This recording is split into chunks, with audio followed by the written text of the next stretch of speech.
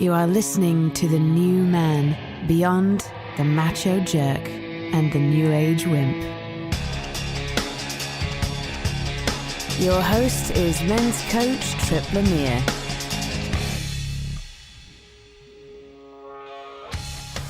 You ever feel like your life's in a rut and you want more aliveness? Have you ever worried about what your partner thinks of your performance in the bedroom?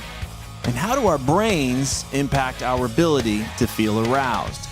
Somatic Sex Educator Alyssa Morin is back to discuss masturbation and how it relates to so many things in our lives. Today, we're going to talk about why it's uncomfortable to talk about it, how it can strengthen our relationship, and why it can open the door to a much more enjoyable life.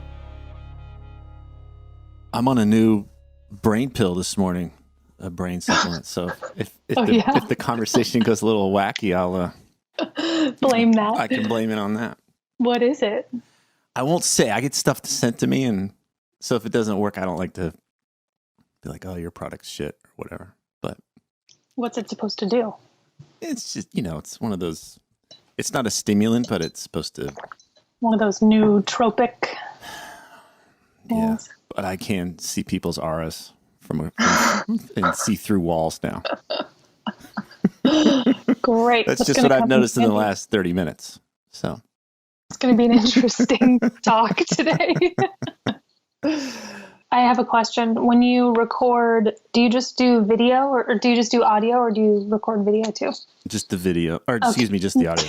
Yeah. They have to take the pills to then be able to attune to what is being said. Great. So I can make weird faces and no one's going to know. You can be fine. Okay. Let's talk about masturbation. Is that the preferred word, or self-pleasure? What's the word? We can talk about that on, because it seems a little loaded there. Masturbation. Yeah. I generally use the term self-pleasure, but people don't really know what I'm talking about. No. So masturbation. I don't know. I hear people throw around self-pleasure too, and it sounds like. Okay, great. That's my preferred word, because to masturbate actually means to harm with your hand. With your hand. Uh-huh. Beat your meat. Okay, well, I'm seeing where all of these terms come from, because they're actually really derived from masturbation. So yeah, beating your meat. What are some of the jerking off? Punch the clown. That was one of my favorites. I haven't heard that one. You haven't heard punch the clown? No, charming the one-eyed snake. Charming?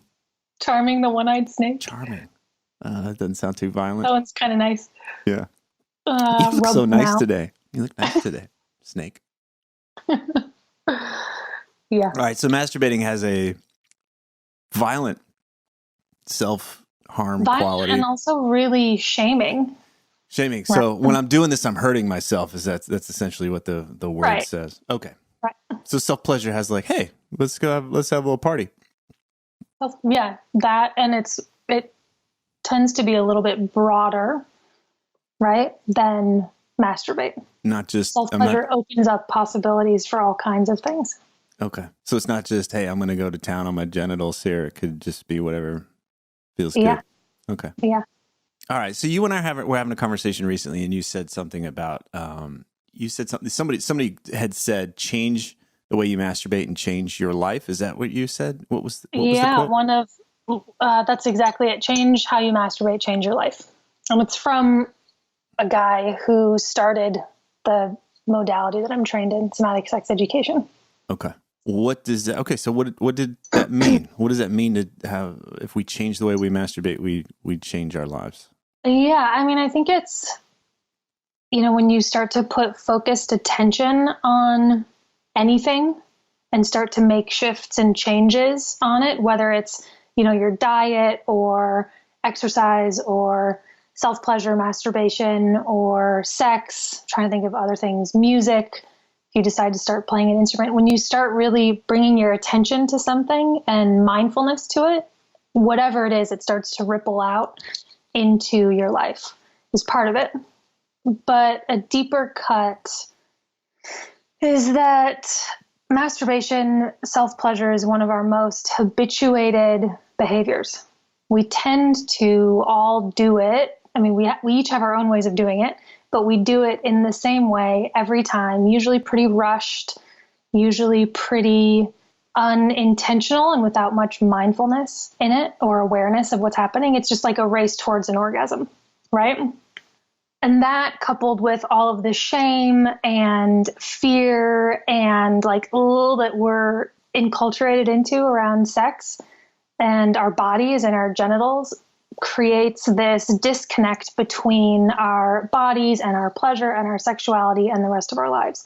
And so if you start to come back in to this part of your life, into your genitals, into pleasure, bringing a little bit of mindfulness into masturbation, it can connect you in with your body and with your power and with your pleasure in a way that ripples out in big ways. Like, well, I'll stop and let you say things because I've said a lot of things. Okay. Well, so what I'm getting is that the way that most of us it might, I don't know if it's just cultural or not, but that at least in our culture, how we associate with masturbation is I got to get this and get it done. It's dirty. It's not desirable. If somebody catches me, it's going to be a big deal. Exactly. So often it's like, oh my God, I'm alone I have, 10 minutes in my bedroom before my mom's going to knock on the door. I got to get this done quickly. When you're a kid, that's when you start to lay down these patterns. I thought you were going to be serious. I know. Joking matter. Well, I mean, that was true. I mean, I grew up and I would masturbate and I'd be like, okay, that's it. I'm done. I'm never going to do it again. Sure. And then, a few hours later, it's like, all right, this is it. This is the last time. Yeah. And I thought I was the only one, right? I was like, oh, the cool guys aren't masturbating. This is a sign of weakness that if I'm masturbating. Where did that, I'm just curious, do you understand where this came from? Was it just a thing that got passed down religiously? Like, it doesn't seem like it was hurting anybody. So why... It was like, well, we got to stop with the masturbation because everybody's going blind or whatever. I can understand why they like don't eat pork because you get sick. But it was like, what was the big deal with masturbation? Why we had to demonize that? That's a whole can of worms because there's actually a lot of history to it that's really interesting. But in the States, it can be traced back to a doctor who created Kellogg's cereal, Harvey Kellogg's. Totally true story. You can look it up on Wikipedia. It's ridiculous. But he had this whole like, sex is bad and masturbation is absolutely like horrible and should not happen. Sex needs to because we need to procreate, but masturbation is like harmful more from a health standpoint than from a religious standpoint. That was what he was coming in with. And he did ridiculous things to little boys and little girls that I won't get into to try and stop them from masturbating. But it's really his work that that has in the U.S. He didn't really catch on in Europe in the same way, or I mean, the rest of the world didn't really count at the time. And this was in the 1800s, so the 19th century. But he gained a lot of traction and a lot of power. And that's where a lot of the misunderstandings and the stories that we have around what will happen if you masturbate come from. Wow. One guy? Really? One guy. And I mean, he was like the most recent one in a series of men, primarily in the church. Of course, the Catholic Church had a lot to say about it as well, but he was the most recent one. And he's really... This is another can of worms, but he's really why, and you maybe don't want me to say this, but it's because of him that we still circumcise men or boys in the U.S. Wow. That would stop it? That was his thought. I don't think anything worked. He failed miserably. But, yeah. All right. Wow. Okay. So it's been, what I'm getting is there's been a long line of like, hey, masturbation's not cool. And there's been cats like him along the way that have perpetuated this idea.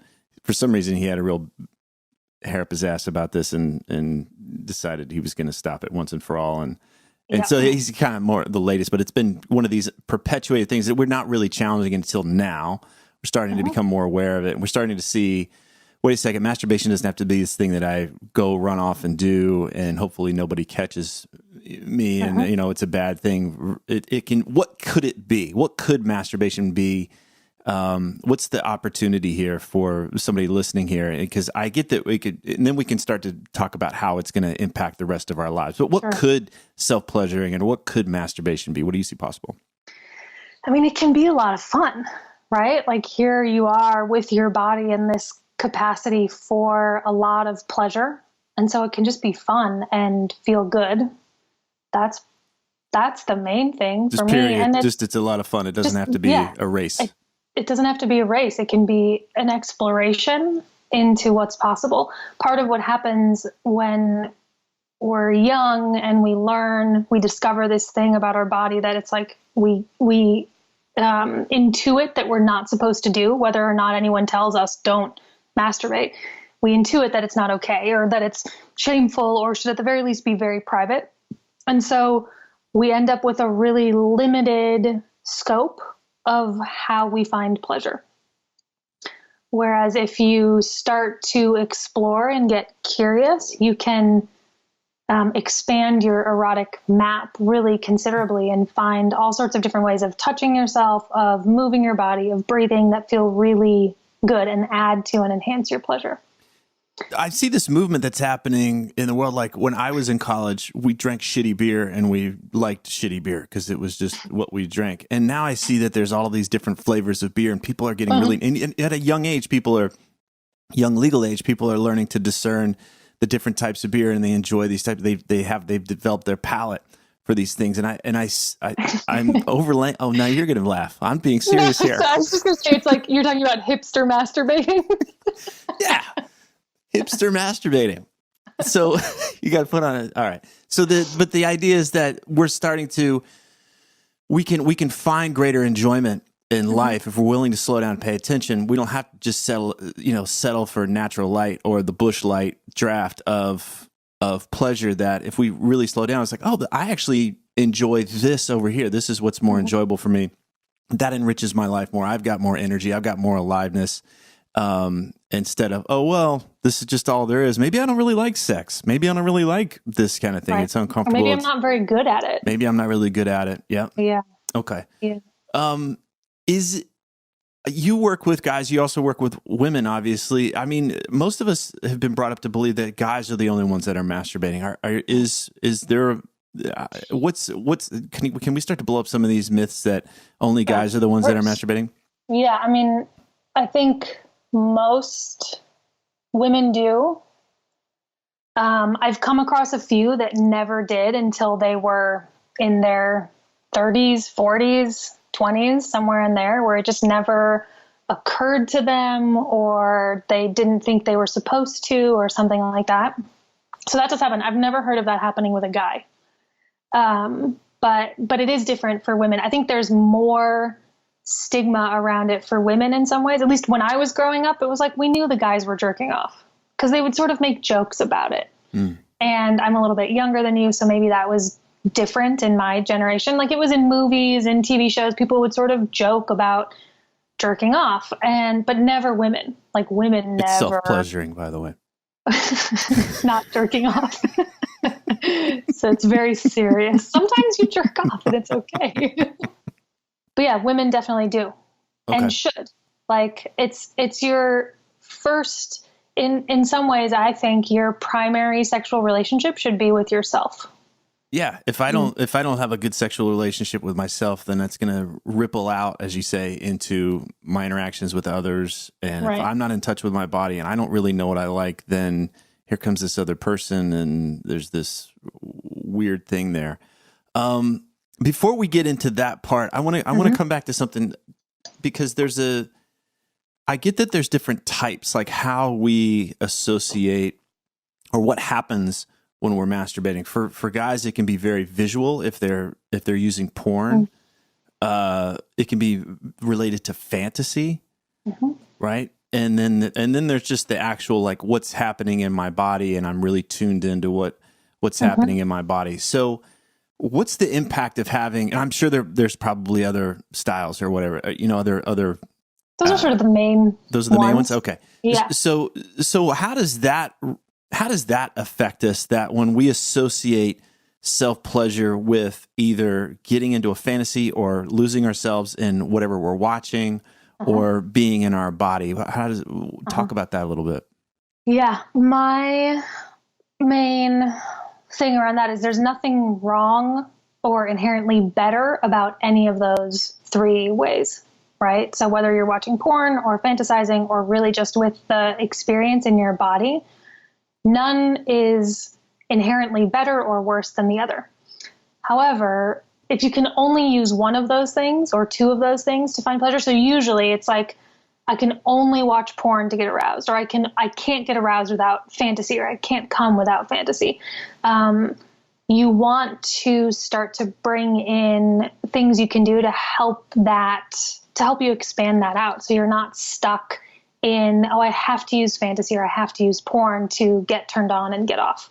What is the problem? Yeah, well, let's go in there. So if I can only get off if I'm using fantasy, or I can only get off with using porn, why is that a problem? I just want to spell it out. Why is that a problem? Why would that be a problem? I mean, it can impact what happens for you with a partner, where you might then, even when you have a partner in front of you, have to go away from them in order to get aroused or have an orgasm, which for a lot of men, even if their partner doesn't know that it's happening, it can cause a lot of internal conflict and guilt and shame that, oh my God, like here's this beautiful woman who I love and I can't get turned on with her, or I can't really enjoy myself with her. So it adds more shame, anxiety, fear, guilt, all of those things to something that's already really loaded. And it's going to limit your pleasure.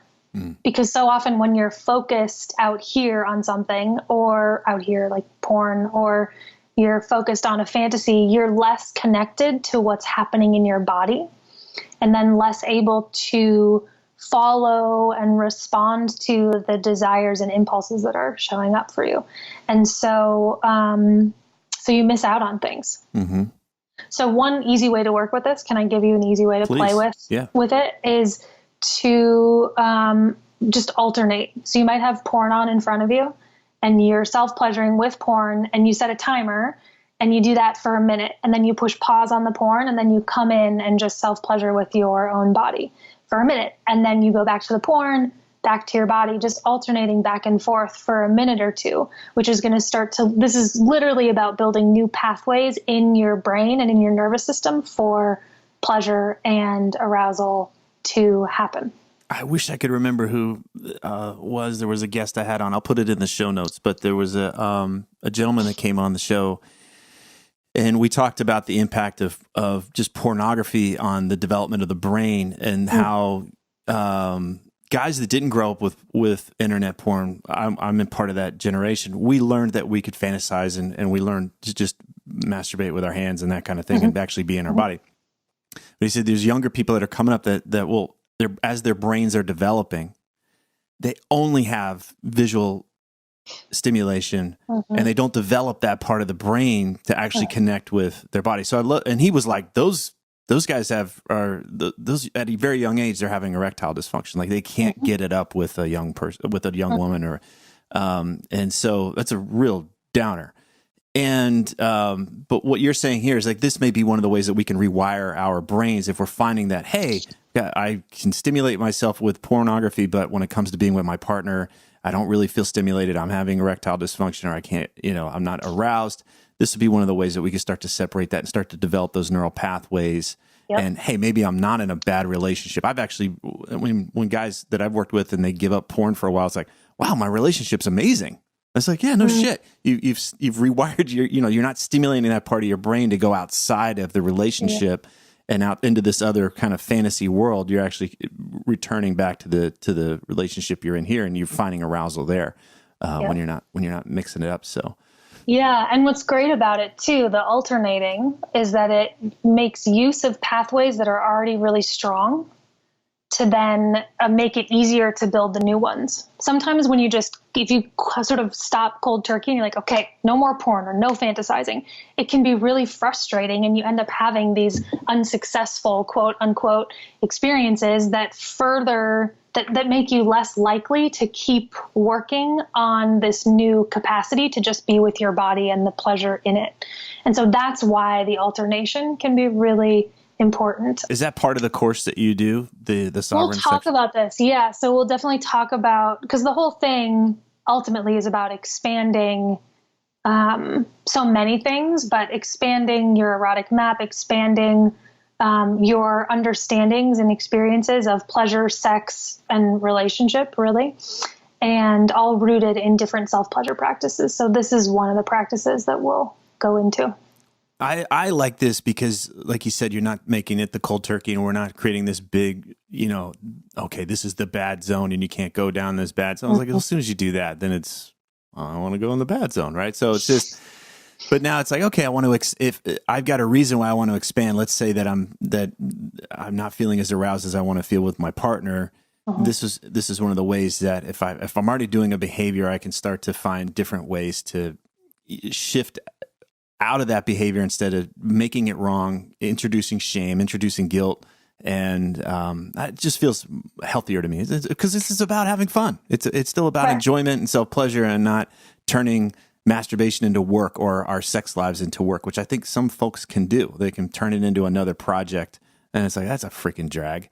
So no. Yeah, I mean, that's not at all what it's about. And that's why I like to do baby steps too. So you're just, because sometimes when people are like, okay, my sex life isn't working, I'm going to do a total overhaul, right? Like I see this with couples sometimes where it's like, okay, we're going to do these tantric breathing practices, and we're going to do this thing, and we're going to do this position. And it just becomes this whole overwhelming thing that they can't possibly do. Yeah, it's like the last thing I want to do is go have sex, because now it's work. It's work, and it's so complex that it's not actually helpful. It's just overwhelming. And so it's, for me, really about taking baby steps. It's like, let's add one thing in. Yeah. Let's experiment with one thing. Try breathing like this, whatever it is, but simple little adjustments. Yeah. And there's an edge here, which is many guys will look to sex and their sexual performance as a way to gauge their self-worth, for lack of a better term. Am I a man? Am I a real man? Am I making her come? Am I lasting a long time? There's a lot of this stuff gets wrapped up, like however I'm doing in bed is kind of is determining how well I'm doing in life. Like I might have a lot of money, but I still might feel very powerless in the bedroom. Yes. I've worked with guys that were millionaires and they called themselves two pump chumps. It's just like they held this, like they would walk around the world like, I'm just not a very powerful guy. So it sounds like this is a way to start to relax some of that stuff a little bit. Tell me a little bit about how we can, because that whole, like, we add that layer of performance to things, it turns into not just work, but like so much is on the line because I've got to perform. Right.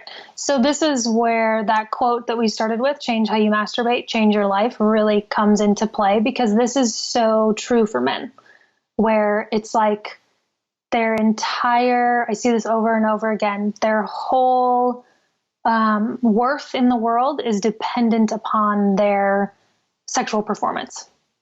No, even though only a few people in the world know about it, that's sort of like the core of your being, right? And if it's not going well, or if you don't feel confident or secure in your sexuality, that's the thing that ripples out so strongly, is that you just feel that way throughout your life, right? So when you start to come into a different kind of connection with yourself through different kinds of mindful masturbation or self-pleasure practice, it starts to do a couple of things. So likely it's going to change what happens for you when you're with a partner. How so?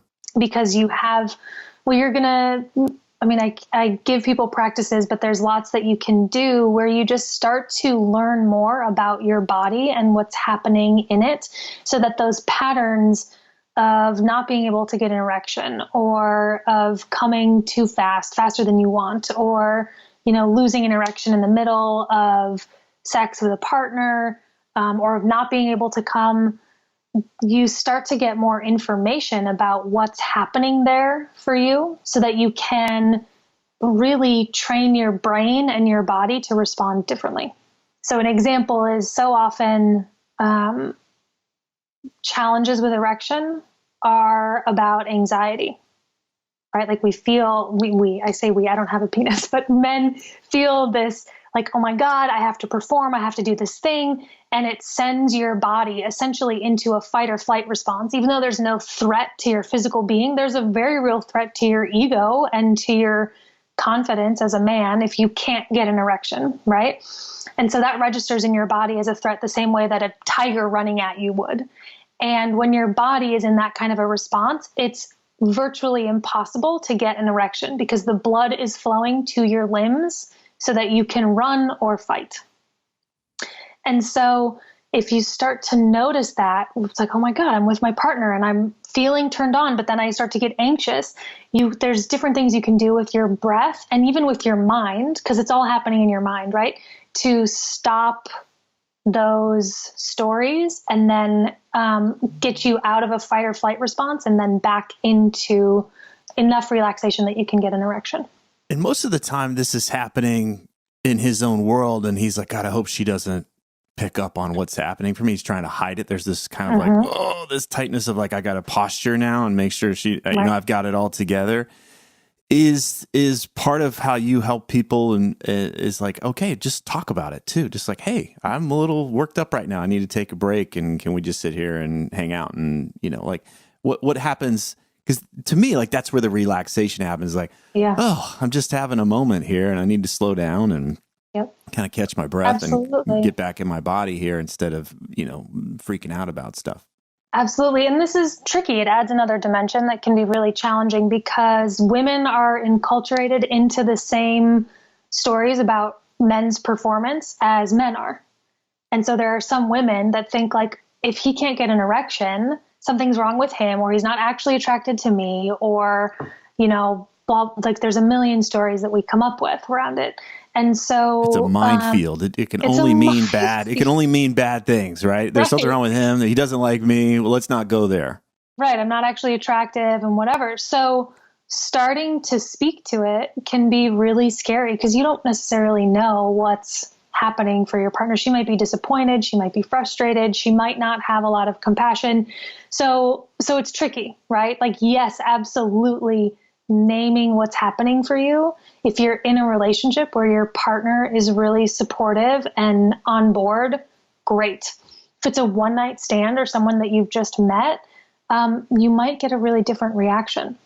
It's the sad reality of sex. But we can learn. We can learn this stuff. And I think that it comes back to if I'm okay with myself, right? If the way that I self-pleasure is like, okay, this is me. And I've learned that when I do XYZ, I lose my erection. Or if I learn that if I go down this road, I get more aroused. When I go into a sexual situation, it's like, okay, like I've got a sense of how things work here. I've got more confidence with that instead of what the hell's going on here? I don't understand what's happening here because I don't really understand myself. I was saying before that, yes, you start to have a different experience of your body because you're more connected to it and you have more awareness around it. But then you also start to you're less stuck in the stories of how sex is supposed to happen. So you get out of those scripts entirely. And this can take time because these scripts are deeply embedded. Yeah. To the point where we think that sex is just supposed to be erection, intercourse, orgasm, done. No deviation from that at all, right? And that's so limited and can be so boring, right? Where you can have sex that includes all kinds of things, as we know, and it can sort of start and then stop and slow down and then start again. And that's all totally normal. An erection isn't necessarily supposed to just get hard and stay hard. And so you start to have a really different relationship beyond your physical body, where you're sort of in it for the pleasure rather than for the performance. I think untying the performance piece is huge. That self-image piece. It feels like death if we're going to be judged. We're naked. It's freaking vulnerable. It's really vulnerable. Like, I think of it just like on a physical level, it's like for a woman, incredibly vulnerable. For a guy too, it's like, I'm going to stick a really sensitive part of myself into a place I can't see. Like, it's freaking vulnerable. Okay. It's scary all the way around. So let's just start there. that it is scary. And then there's the emotional scariness, like, am I doing well? Is she going to like me? Is she going to laugh at me? Am I as big as her last guy? Like whatever's going through his mind, all of that kind of stuff. It's like, well, of course it's weird. Of course it feels weird. Of course it's scary from time to time. So when that stuff comes up, it's okay. Like, of course, like I'd like to just start from that place. Like, it's just freaking awkward. Absolutely. Before I got married, it was like, oh man, listen to these fucking first times are so weird. But then it's still weird in a long-term relationship. Sometimes, it's like you have the session of sex, whatever you want to call it. And it's just like a session. I don't know. You have sex with your partner and it's like, wow, you're in the middle of it. Sometimes I have this happen with my partner. In the middle of it, we'll be like, wow, this is awkward. Like, we can't quite get in the groove. You can't quite find the right position, even though, you've had sex hundreds of times. It's just like, sometimes it's awkward and doesn't work the way that it's supposed to, or the way that it usually does. Well, yeah. I mean, after our daughter was born, Allison's body was different. So some of her, like, I think one of her favorite positions, like, it was painful for her. Yeah. And it was like, oh shit. Like, now we're off the rails. Like, this kid's going to kill us and it's killing our sex life. It was just like, all this stuff. It was like, oh no, this doesn't work anymore. So, I mean, that's where we went and got help too. It was like, all right, let's learn. That's how she got down this path of learning her anatomy and, and appreciating how her body changes. And I've learned along the way too. So I think that's it, right? It's like, if we can be okay with the awkwardness and the weirdness of being with ourselves, then it's way more likely that we can be with the awkwardness and the weirdness that shows up when we're with other people. But if we never really take the time to be with that awkwardness and weirdness of ourselves, and we're just racing through it and we think it's bad, and then we're carrying that into the interactions that we have with others. Okay. Yeah. And there's another thing that I notice men trying to do, which this is sort of like a universal male, but in our culture, men, this is sort of how they operate, I notice, where it's like, I want to figure it out, right? I want to figure out the right thing, the right move, the right position, the right kind of touch that's going to be really good for her or feel really good in my body, so that I can just rely on it and come back to it over and over again. I want to have my move. Right. I want to have my thing that I do, my program. Right. Absolutely. The thing about sex is that you can maybe with a partner find some things that are more reliable that you can figure out, right? But you're going to have much more satisfying sex if you just start to figure out how to connect with yourself and your body, which this can happen through self-pleasure when you bring mindfulness into it, because then you can flex and flow with whatever's actually happening, so that you're not in this place of like, oh my God, I got to do the move. That's the thing that I know that's going to work. It's like, well, you're actually just attuned to the moment as it's arising. Right. And continually following what feels good for you. And I think what you're talking about is just a great way to look at life in general, right? We can always fall back on our patterns. Most of us are afraid of uncertainty. We just want to get through the thing and not have to go through the effort and the weirdness of trying to figure out something else. But it's also where life gets exciting. Like, you can go to the same restaurant every Thursday and order the same meal and kind of know what you're getting and go through the pattern. And that has its sometimes points, it's great. and it's great, and sometimes it's not so great. But I think if life is starting to feel like a rut, and we're not in touch with our aliveness, we're not in touch with that part of us that is like, yeah, I want something more, but I can't really do it. Then look outside of the rut. Like, come back to, maybe I don't really want to do it the same old way, right? So what is it that I'm wanting emotionally? What is it that I'm wanting physically? Maybe it's just outside of the realms of what I thought was possible or was even on the menu. But I think that's where we'll get in touch with the places like, oh, I couldn't possibly ask for that. Or what does it mean if I want that? Or does it mean I'm bad? But that's where the aliveness is. That's where it's like, oh shit, this is where it gets really good. But it's also the awkward stuff. It's willing to go through those experiments and not have it all figured out and not have the move and not have all that certainty. So to the degree we're willing to let go of that certainty is the degree to which we're opening ourselves up to that aliveness and that new possibility. Yeah. And I love what you said there, that this is really a better way to live life, because I come back to that quote again, change how you masturbate, change your life, right? And if you start to be able to find in an embodied, in the moment way, how to flow with all of this stuff through masturbation and sex, that's where you start to get a grounded feeling for that, so that you can take that into the rest of your life. It actually brings it into your body in a different way. You use the word attunement. I work with guys. Sometimes the type of person that they are is they believe in having a great plan. Like everything's planned out, everything's mapped out. And I really appreciate that. I'm not a big planner though. I'm more of a, let's get in the water and see what happens. Let's get in there and find out what happens. So when a guy comes to me with this 3-page plan about what he's going to be doing over the next 6 months, and I've had guys even bring spreadsheets in and like, this is what they're doing. And I was like, do you fuck like that? Like, do you have a spreadsheet? Is that the way you fuck? Like, okay, Probably. 10 minutes in this position, we're going to flip over here and we're going to do that. And then from this angle, we're going to go blah, blah. It's just like, where's the spontaneity? Like, how do you know that's what's going to be rewarding and fulfilling at that moment in time? You really don't. It'd be great if that, you can always fall back on the plan if things aren't working, but it's just, it cuts us off from the, hey, wait a second, there's something amazing happening over here. I want to go explore this.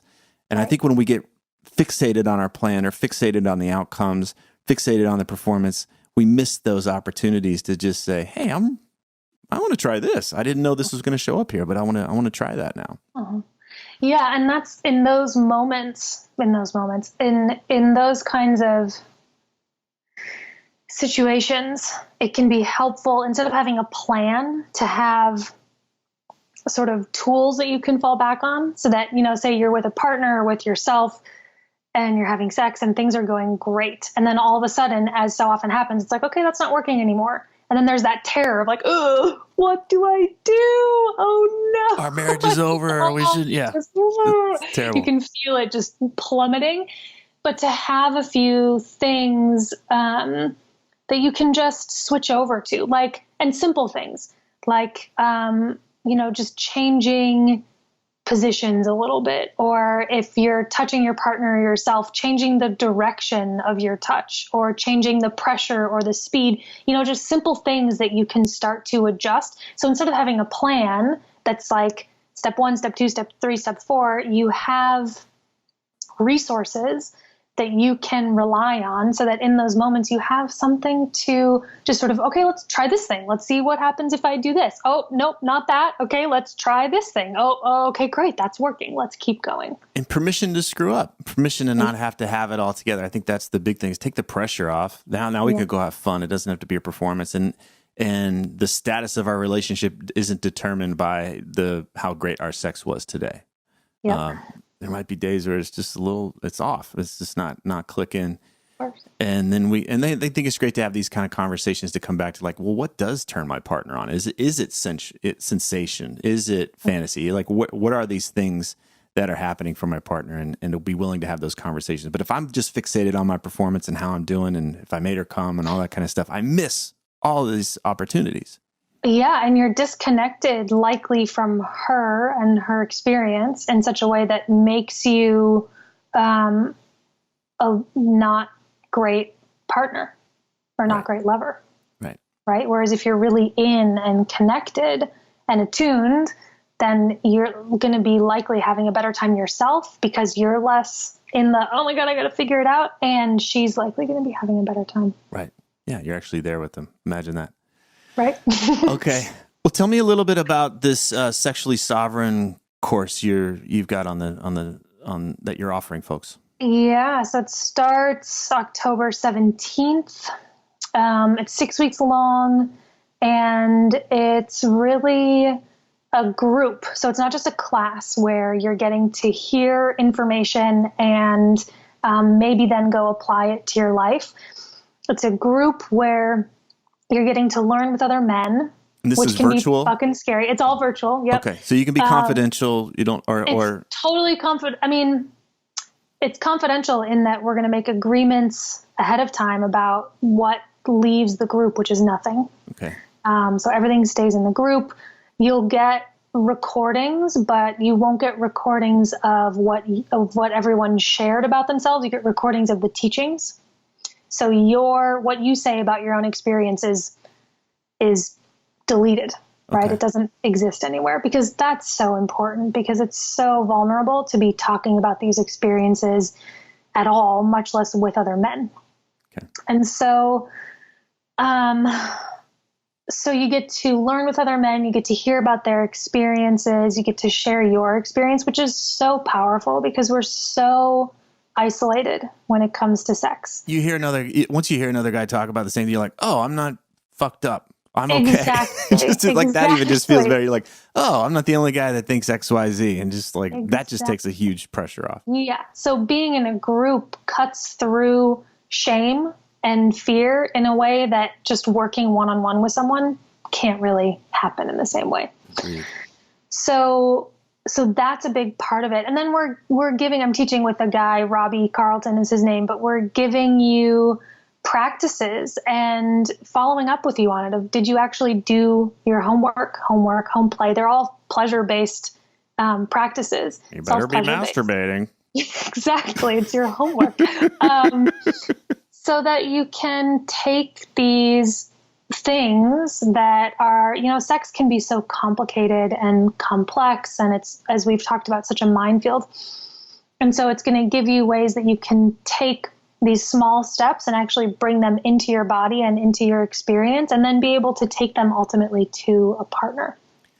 I'm appreciating how you're orienting towards this, because a lot of the other programs that I see and that get, I'm asked to help people promote are usually around this. They seem to support this idea that guys are going to be sexual masters and like they're control, like they're going to be able to, I don't know. It just seems like more of the same fear-based egoic shit. Like it doesn't really help just somebody relax and be like, cool, let's just hang out. Like, to me, that's the real freedom. And that's the real power, is to be able to go up and down with everything instead of, I've got everything figured out. I've prepared for the like blah, blah, blah. It's just like, well, or you can learn how to swim if the boat sinks, and you'll always be okay. So I appreciate that there's more of that what you're talking about here, instead of the fear stuff and the need to control. Yeah, and be the master. We're very intentionally the opposite of trying to figure out mastery and control, because those feel like a further entrenchment into the stories of how men are supposed to be. You're supposed to be a master. You're supposed to be in complete control. Yeah, you're supposed to be able to like lord over your body and have it be able to do whatever the fuck you want. Right. And that's so unrealistic. And ultimately, I don't think it's very fun. And there's things that you can learn that bring you in deeper connection with your body, so that you have more of what we could call control, but not through trying to force anything. It's through actually listening to what's happening. Right. Yeah, there's that to me feels like more of the real freedom and the real power that you're talking about. Not I'm going to isolate in all the variables and whatever. It just seems like more of the same fear shit. So. Well, and it's so hard too, because they're often in these people that are more oriented towards that. It's like you got to be using the muscles of your pelvic floor in a certain way and breathing in a certain way and pulling down on your testicles at this particular moment. It's just this like, who fucking fucks like that? Like, I know, it's so much work. I got to say, this was years ago. This was before I was with Allison. I was in another relationship, and I went down this road with this teacher. I won't name the name.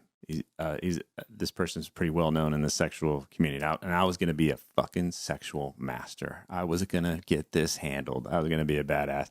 And the proof was in the pudding, because I just became more of a douchebag. My partner at the time was like, what are you doing? What is this crap you're trying to do? And it was like, I'm fucking sexual master. Are you kidding me? Like, it was just completely backfired. And the more that I could just relax and hang out and I really just be accessible, and sex was where it was more fun, and the connection, everything that I really wanted came through that, instead of performing really well. So I learned it. I had to learn the hard way. Seems like you learned pretty quick. It was pretty painful to my ego, though. I was really going to be the fucking master. So literally the fucking master. So all right. Fucking master. Thiseroticlife.org. Is that where guys go to learn about your course? Actually go to sexuallysovereign.com. Sexuallysovereign.com. Okay. Alyssa Morin. Thank you so much. Mm-hmm. Thank you, Tripp. If these interviews are helping you, then please visit The New Man on iTunes and leave us a positive review so others can discover the show more easily. Thanks for listening.